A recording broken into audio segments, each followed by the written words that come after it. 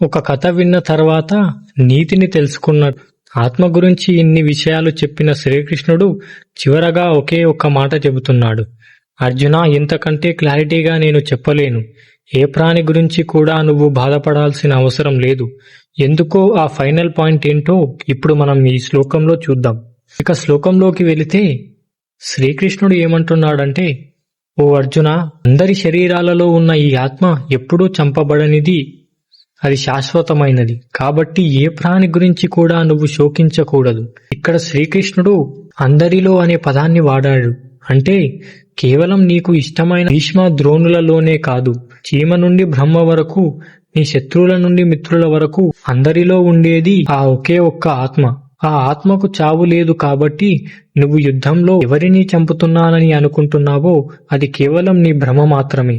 ఆత్మ చనిపోదు అని తెలిసిన తర్వాత కూడా ఏడవడం అంటే ఆ సత్యాన్ని నువ్వు ఇంకా నమ్మడం లేదని అర్థం. కృష్ణుడు అర్జునుడిని మళ్లీ భారత అని పిలిచాడు.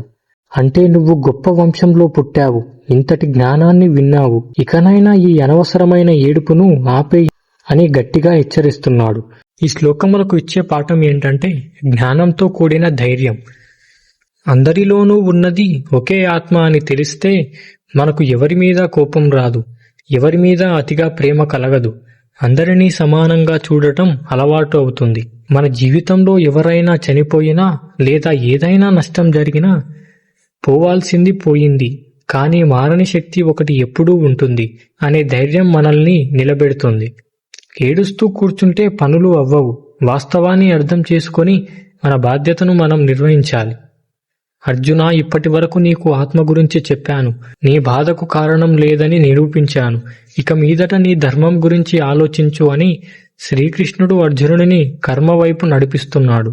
క్షత్రియుడికి ధర్మయుద్ధం కంటే మేలైనది ఇంకొకటి లేదు అని అర్జునుడికి తన కులం బాధ్యతను గుర్తు చేసే 2వ అధ్యాయం శ్లోకం 31 గురించి తర్వాతి వీడియోలో చూద్దాం.